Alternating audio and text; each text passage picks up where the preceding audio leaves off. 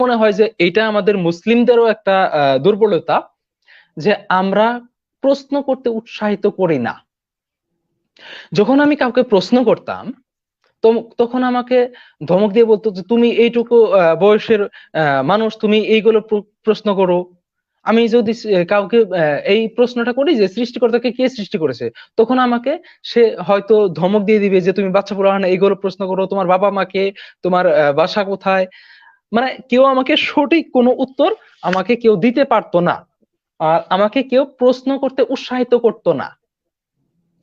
আর এটা সত্যি অনেক হুজুরি আছে বা অনেক মাওলানা মুফতি, তাদের কাছে যদি আপনি প্রশ্ন করেন তারা রেগে যায়, এটা সত্যি।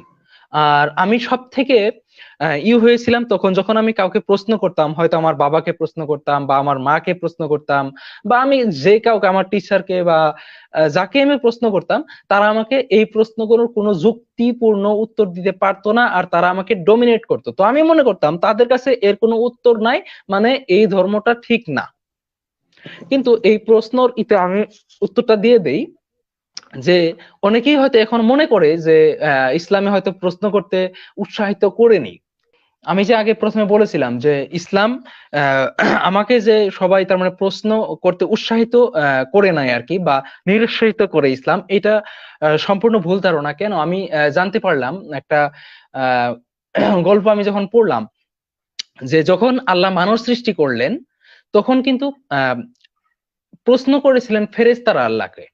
চিন্তা করেন, ফেরেশতারা আল্লাহকে প্রশ্ন করেছেন, তাহলে একজন মানুষ হয়ে কেন আমরা প্রশ্ন করতে পারবো না? আর যে এই ঘটনাটা আল্লাহ এই জন্যই হয়তো পবিত্র কোরআনে উল্লেখ করেছেন, যাতে মানুষ প্রশ্ন করতে পারে যে আল্লাহকে ফেরেশতারাও প্রশ্ন করে।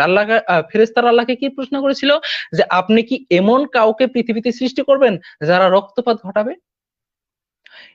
তো আপনি চিন্তা করেন, ফেরেশতারাও আল্লাহকে প্রশ্ন করেছে, তো আমরাও অবশ্যই অবশ্যই প্রশ্ন করব। প্রশ্ন করতে যাতে আমরা কাউকে অনুৎসাহিত না করি।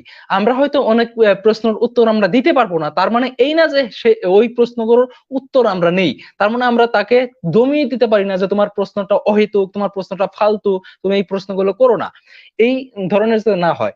দ্বিতীয়